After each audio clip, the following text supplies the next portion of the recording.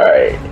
This is the Cast Podcast, episode 14. I'm Sammy B along with Luisa L, and on the floor, Don Sterling. Can I get a soul clap so that we're back, man? This is pandemic show. You know what I mean? What's up, guys? We have a special guest. If you guys are familiar with the Duck Down era of the, I guess, 90s, late 90s, 2000s era, people like Boot Camp Click. Can I get a one time, John? One time for that. People like Sean Prez. Can I get a one time for that? Epic other artists that have come through like Pharaoh, and the names are just endless in the whole underground hip hop scene. This is a legendary label. I compare them to, actually they're labeled on their own kind. They were around the era where the Rawkuses, the Fat Beats, and they were able to hold their own weight. And I'm here with the marketing and promotional head. He goes by Duck Down James. Can I get a one time, my people for Duck Down James, Duck Down Records? Yeah. James. Hey, what's up, guys? Thanks for having me. Thank you for coming on, man. Where do we start? Tell me. Yeah, you're right. That's how we started. That's exactly how we start. Let's go to your background, the whole Duck Down thing. How did you get started? I started at Duck Down in 2013, so I've been with them. This is coming into my 7th year. I was originally from Rochester, New York, and had my own marketing and promotion company up there for a couple music venues, and also worked as like a agency for local artists. But I had bigger dreams, of moving to a bigger city. Always envisioned New York being the place, but working for a bigger roster and more established roster of artists. So I eventually made my way down to New York in 2013 and started with Duck Down, and I've been with them to this day, and I'm blessed to be there. Nice.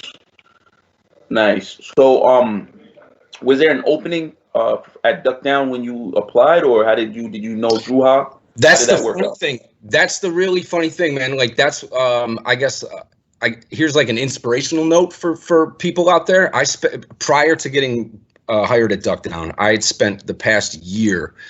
Now I'm from Rochester, New York, and that's 6 hours away from New York City, give or take, right? So I would come down like probably twice a month, gathering content from my company and my website at the time, and just building relationships and fishing resumes around. Actually, for about 2 years, I was doing that. But then for a year, I was going literally, I made a list. I had a list of like 75, 76 offices, labels, agencies, media companies, whatever, that I was going to stop in and give my resume to. And I did that. But then one day in late June of 2013, I passed off my resume to a friend of mine who was doing social media for Duck Down at the time.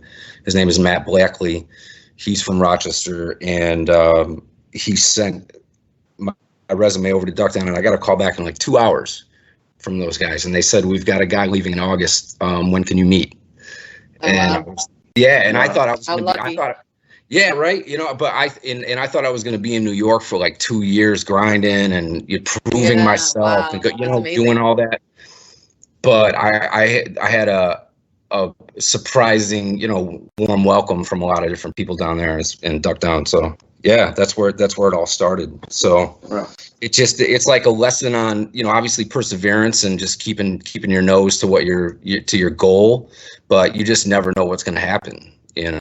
I mean, Look at the legendary large. You have the management roster of, it just goes on. Buckshot, Smith and Wesson, Static Skellecta, Joey Badass. I mean, you guys just work with so many, just on the management side, and then the legendary record label side. And that's what I remember. I was speaking to you. Last week, and we were speaking about how Druha is just like a genius in his marketing, like doing marketing and brand work, right? We were speaking about, when he was over at Cornerstone. and what he was able to do on the marketing and promotional aspect on there. So what do you feel about like where the game is going as far as per se? I think it's more of like a branding game now, right? And I think Drew Ha was definitely one of the first people. I mean, it's always a branding game. Always branding. There's branding involved, with every artist you're developing, and I don't know if branding is necessarily any different. I don't know if but I want to go back to your mention of how we're involved with management and distribution of different things, and we have our hands in different things. Because I think I just wanted to be clear with people that we have there's the Duck Down label and brand, which has been around since 1995. We're celebrating 25 years this year. Can I get a one time show clap for that? 25 years. Definitely. But in on the Duck Down side, you're looking at the Boot Camp Clique and all of the legend and the legendary artists like Smith and Wesson, Black Moon, Helter Skelter, OGC, etc. And all the other artists like Sky Zoo, Static Selecta, Ninth Wonder that we've worked with throughout the years. And there's many more. But then on the other side of things, around 2012, Johnny Shipes, who owned Cinematic Music, he was on to Joey Badass. Right. And actually prior to the 3D was established prior to this, but really, let's go back to Joey. It was around 2012. Johnny Shipes from Cinematic Music was on to Joey Badass, and he wanted to sign him. And he was developing his Cinematic Music group, but he needed some help. So that's where he reached out to Drew Ha from Duck Down here. And we've been consulting for Cinematic and all their artists since 2012. So that's where we've been working with Joey Badass, T-Pain, Mick Jenkins, Vashti, Flipp Dinero. The list goes on there, and Young M.A. also, all through this company called 3D, which is a separate subsidiary company of Duck Down. So, for artists like Young M.A. or a DaYoungan or a Flipp Dinero, they don't necessarily make sense in the Duck Down world. So we have our our management side of things where they can be themselves, they can run their own, they can own their own companies, publish their own music, but we handle all management and brand deals and any kind of negotiations that need to be done behind the scenes for them. What's going on? Just kind of piggyback on what you just said about DaYoungan. Is everything okay with him? What was going on with his legal troubles and everything? I know that he was taken in, I believe, a week ago. In Georgia. Is everything okay with him? He's a great kid, and everything's good with him right now. He's working on some new music, and there's an album that's on the way. And everything's good. Yeah, I mean, the media is gonna talk, and especially in that world, it can get pretty. I don't know. It can get pretty wild, as far as what's said and how things are interpreted. But yeah, DaYoungan is fine, and he's a young kid that's finding his way, and he's having a good time, and he's making music that people are obviously gravitating to, and it's not stuff that you're gonna hear on the radio up here in New York. But in the South, it's just a different ball game. You know what I mean? No, he definitely has followers. I know. I have nephews and nieces that know Jay. That whole social media world. And new these young artists coming out and being able to create their own lane. Let's talk about that for a minute. Actually, artists creating their own lane and what you do to kind of shape them to become. I guess. Now that the artists kind of don't need a middleman, right? But then a company like 3D or Duck Down comes in and says, okay, well, we're gonna sculpture you, because you're this right now and you have the following, but we need to kind of mend with those followers to something. What do you think about that? I guess it goes to the whole marketing and promotional aspect. I mean, the approach with that is you find an artist, you see growth. As you're like when you've learned about this artist and picked up on this artist and you start following them, you're seeing growth, and that's the first thing that that we're looking at, and then from there, you want to make sure, you want to get a hold of that artist, and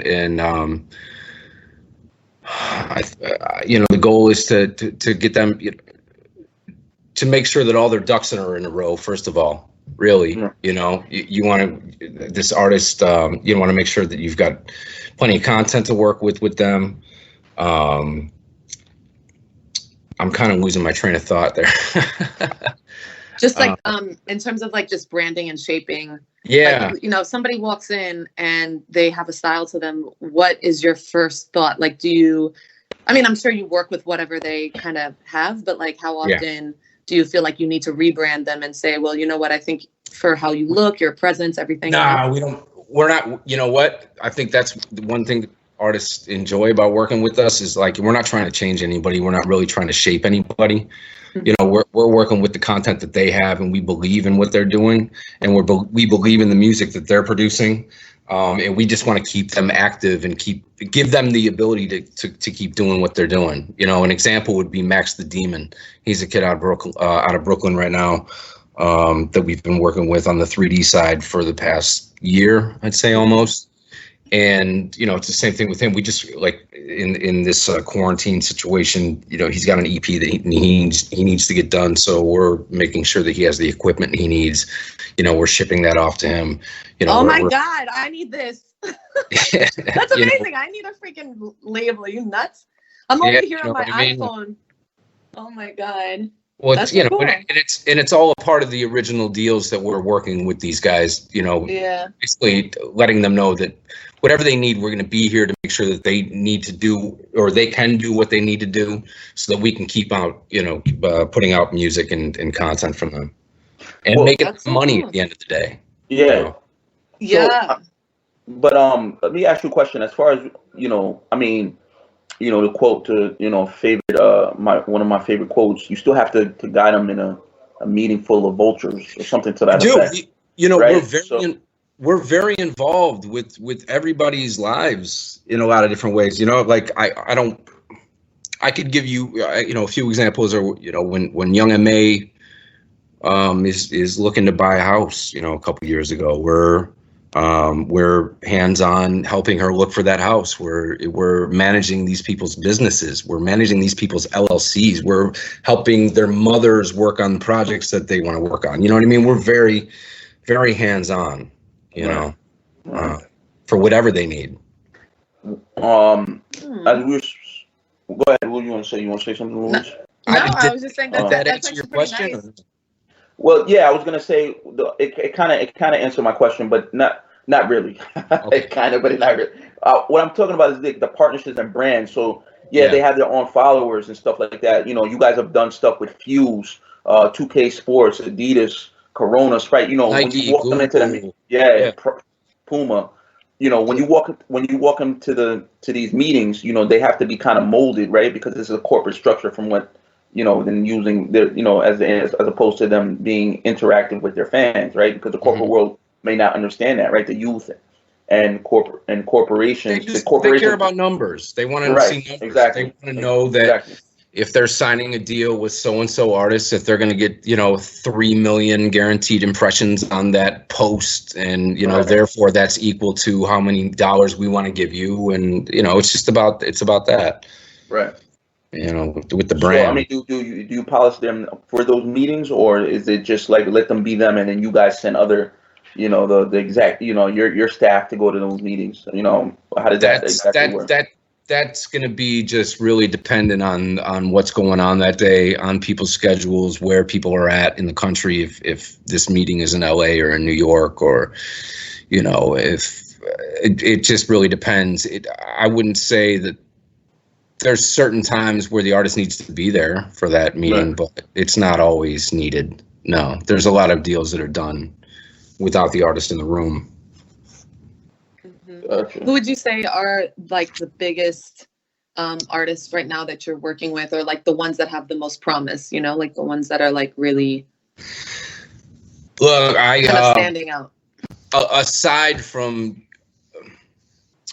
what I see, let me just speak on our side. DaYoungan I mean, he's crushing it. This kid is crushing it out bananas yeah. out there. His streaming numbers are out of this world, but you're not going to read about him really in, you know, Hip Hop DX or, you know, many media sites. You're not going to hear him up on the radio up in New York, like I said, because it's just a different world. The Southern radio world and music world is just way different culture.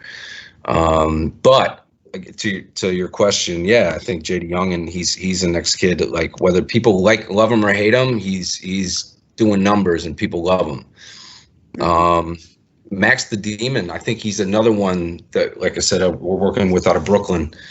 I think his sound is if you want to call it the drill sound, and you know, people like him, and I believe in the kid, and I've spent a lot of time with him, and I think he's got a lot to prove. And Young M.A. still, you know, she's still. Imagine you're a rookie baseball player or a rookie pitcher, and you win the World Series, you know. Yeah. And you're a rookie and you win the World Series. That doesn't mean your career is over. That doesn't mean that, like, you know, whatever, like that. And I feel she, you know, you've got so many years to go. And I feel like the same thing with Young M.A. Like, a lot of people kind of counted her out or whatever. They thought she was a one-hit wonder, but, you know, you're talking about a rookie that won the World Series with a hit, and she's got a lot to prove. And she's an incredible person and artist, and so creative and so determined, that I just, you know, she's another one just to keep on your in your playlist, if you will. Speaking on Young M.A., she's one of the artists I've noticed. You know, even when she started, is she really in this whole, and this is, I guess, this whole debate, is she really like independent? Just the management that you guys are able to book her shows, stuff like that, or is she just has her own company? She's really from. She has her own company. It's Young M.A. Music LLC. We distribute all of her music through that. We are the sub label that handles all of her management, marketing, and distribution. Okay, so she's not capping when she's saying that she's really independent, because, you know, she's 100%. She makes the calls. She makes a call. Okay. Yeah. Okay. At the end of the day, like, there's no, you know, it's up to us to have conversations to, you know, be ready for conversations with her and give her the best advice. But at the end of the day, it's going to be up to her. What do you think about this whole strategy or branding and marketing strategy of people saying that they're independent, but they really have major corporations behind them? What do you think about that? There are. I mean, look at what was it? Chance the Rapper's deal. Right. When his album came out, I mean, yeah, the word independence gets thrown around a lot. It's a lot of smoke and mirrors for you know, for people that don't really want to dig and find out what that means. You know what I mean? Right. Yeah. Yeah. There's a lot of moving parts, and we're a small company. I mean, we're a company of, you know, 10, 15 people. And we do what we do. You look at some of these major labels, there's a lot of working parts behind the scene, regardless, no matter what movie you make. Right. Yeah. Right. Yeah. Louise, you want to say something? I didn't want to. Okay. Oh, well, I mean, I know that we were kind of talking about this before, but just now that this pandemic is going on, you know, what has DuckDown been doing to, I guess, stay relevant? Like, is there anything major that they're just working on, or is it just kind of like the usual keep grinding? And it's adapting. Like, that's the word. It's adapting. You know, I think we all, to be real, like we had like a 2-week period where we were just like a deer in headlights. Yeah. Like what the fuck? Because we were in the middle of a tour with Young M.A. on March 13th. Young M.A. landed in Seattle, and that was that was going to be the second date of her tour. So we've got a crew of 8 people out there in Seattle. M.A. wanted to keep going. She wasn't really buying it at the time. She was kind of like, let's keep going, like, you know, until somebody says no. But then like literally the next day on the 14th, we got the call from CAA and from all the venues, all of the Live Nation venues. Right, everything shut down. Yeah, that everything, they were just all shutting down. So we had shit to do in that two-week period of time of like just figuring things out. And but you know, we've kind of collected ourselves, and now we've got a stream of live content. You know, we're just trying to keep people engaged, keep people entertained. And like I said, yeah, adapting and kind of going with the flow with everybody, just trying to figure out. Are any of your artists like doing these live shows? Because I know a lot of artists are. We were mentioning like living room concerts, stuff like that. Well, I can answer that beneficial? that. I can answer that. I've seen he's done one. Yes. He's done maybe a couple probably. I think I seen one with you. I seen Static Selector. Yeah. Scram Jones that you worked with. I mean, you guys got a couple of times that you guys have had. We've got Ninth Wonder tonight at 9 p.m. Eastern. He's going to be going live from North Carolina doing a boot camp click breakdown part 2 because he was on last. So clap on that. So clap. Yeah. On yeah. So we've been keeping busy.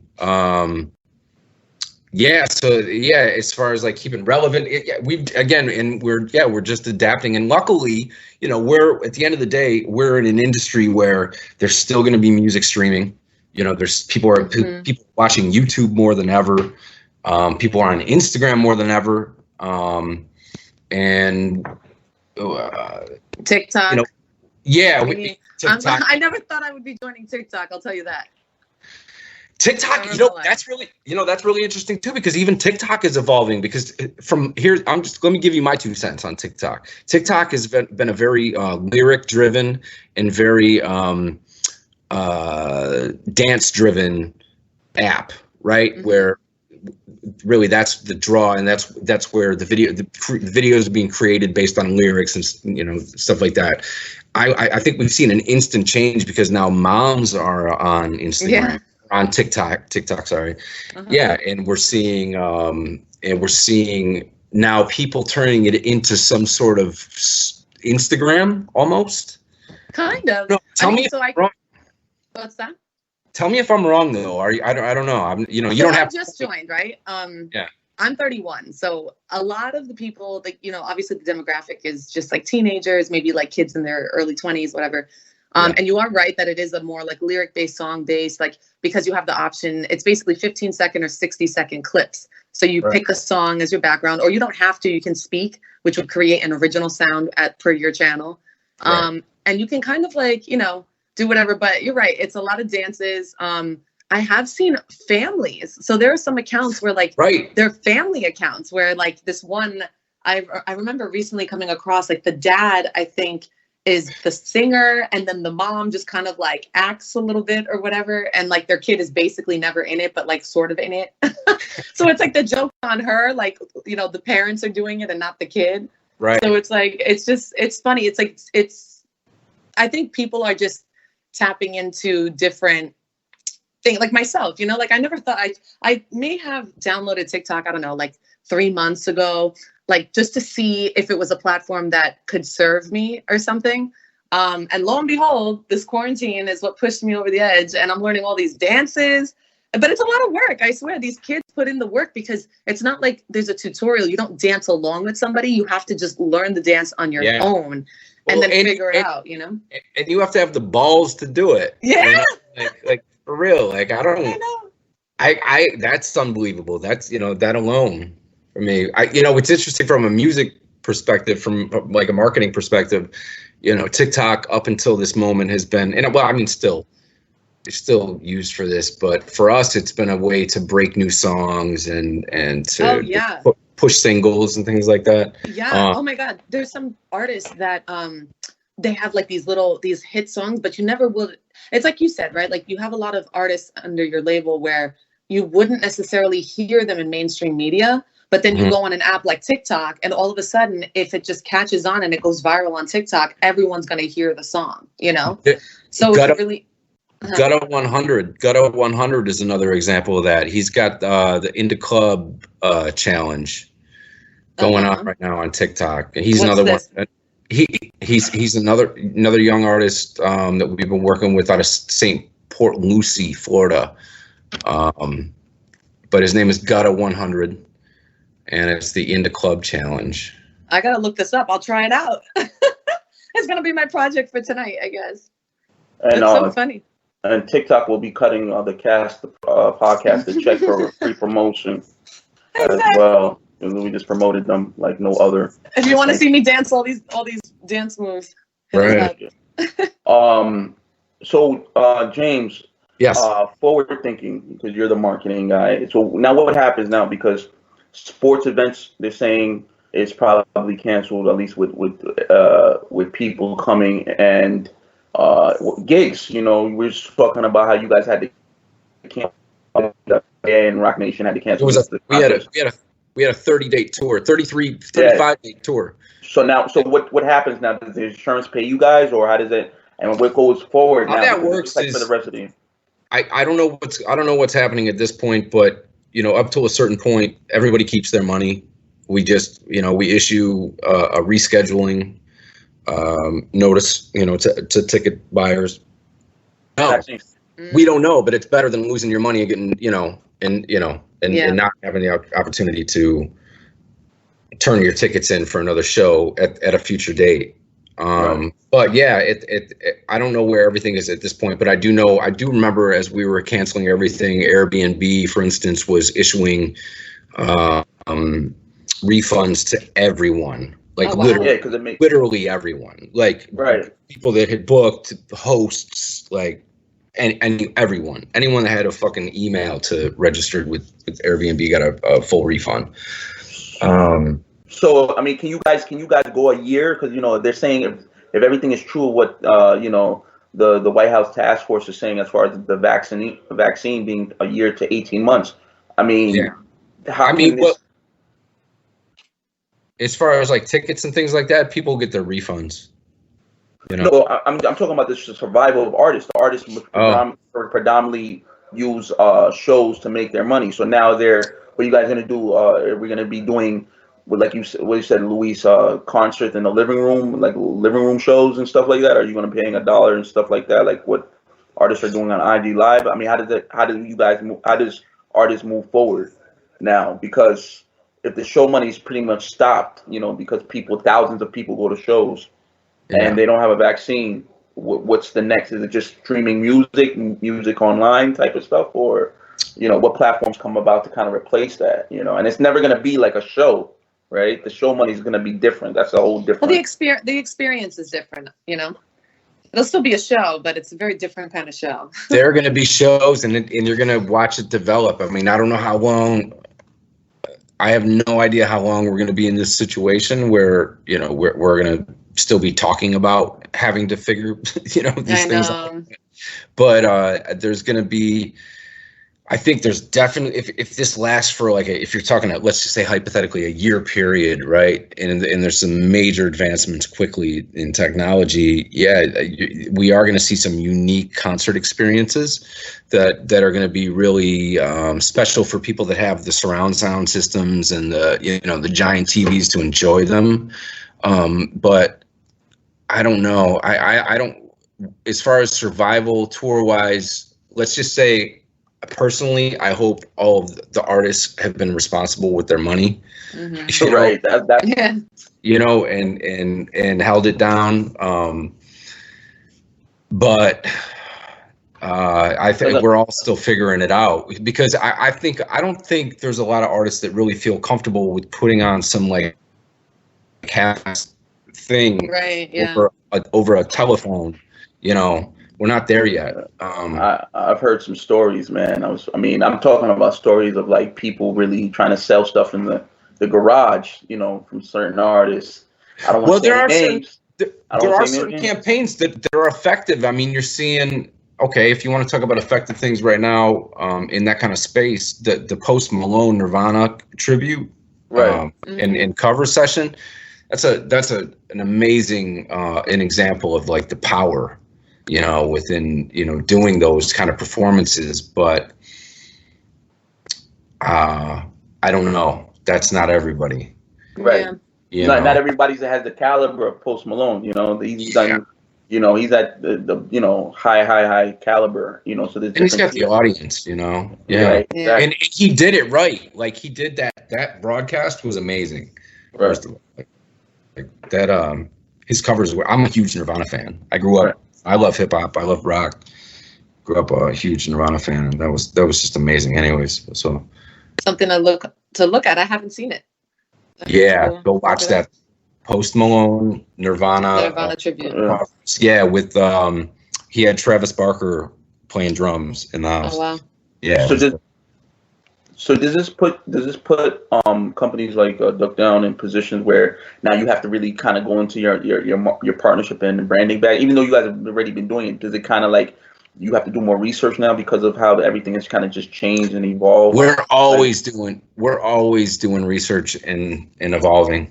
You know, we're getting every week we get new emails from our distributors and new emails from you know, just different tech, you know, the Facebooks and the Instagrams on the back end, you know, and you know, telling us about new opportunities and new things. So yeah, we're always adapting. Gotcha. Yeah.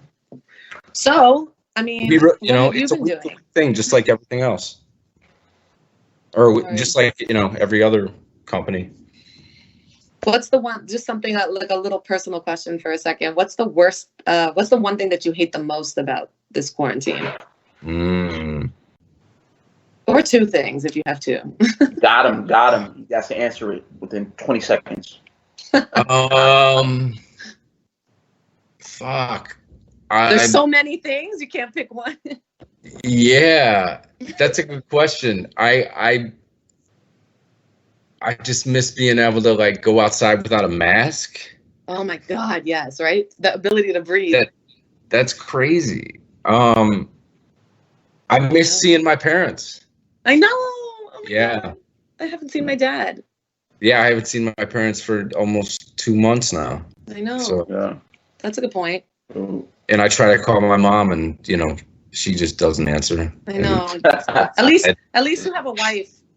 I'm alone. And I've got kids, and I've got an amazing little dog. So we've got a happy little family over here. When you're married, your wife is your mother. You know that? That's your mother. When you're married, your wife is your mother. You know that? She aspires to be. Yeah. Really? No, seriously. I don't think she does. No. When you guys get married, you take when you get married, you take an oath that you guys will become one. You know, they become your.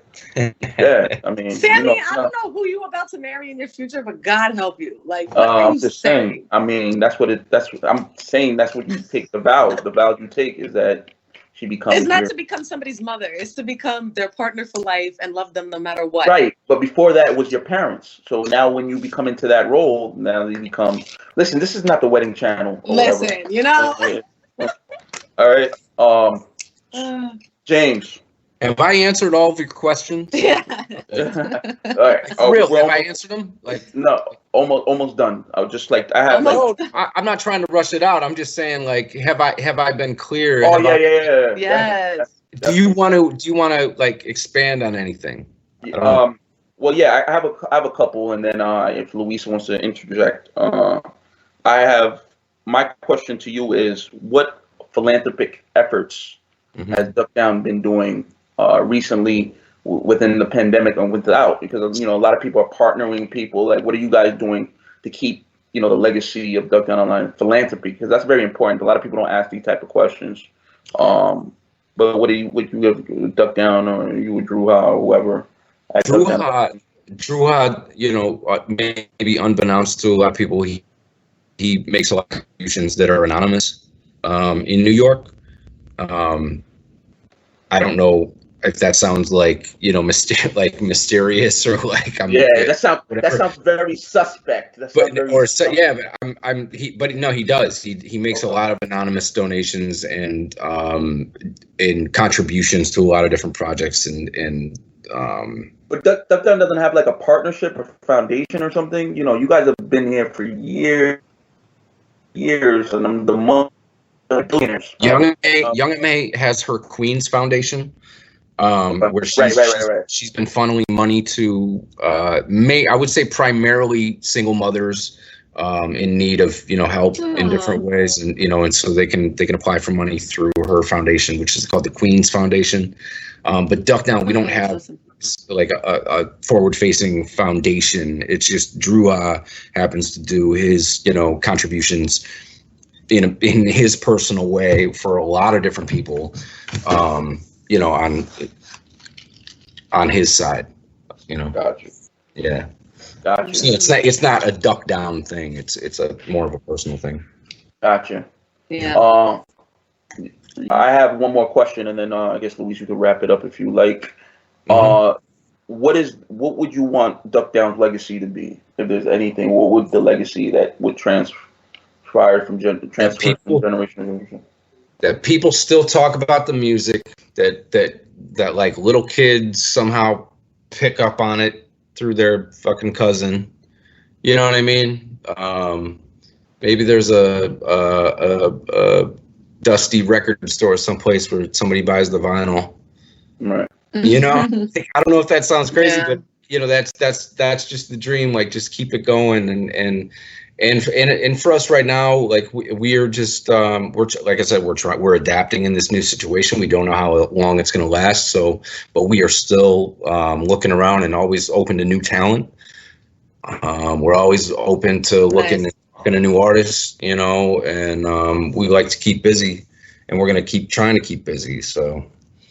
I have one more question. You guys need to do a versus. You need to do like an underground versus raw, because I spoke to you about that. Let's get it on record. Duck Down James, marketing promotional head, versus Duck Down versus either Fat Beats or versus Raucous. Let's get it together. If we had the video capabilities right now, I'd show you the text where I've talked about this with Drew, and Drew is real cool with Swizz. Right. And so we had already talked about this. As soon as this happened, and as soon as we saw IG like becoming what it was, we said we got to do Duck Down versus Raucous. Yeah, that has to go down. Down. So an era of music. We've done our reach outs. Drew has done his reach outs.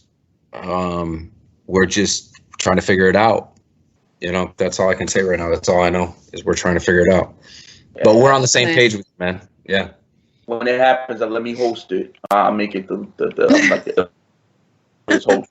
I'll host the versus Duck Down versus Raucous, or Raucous versus Duck Down.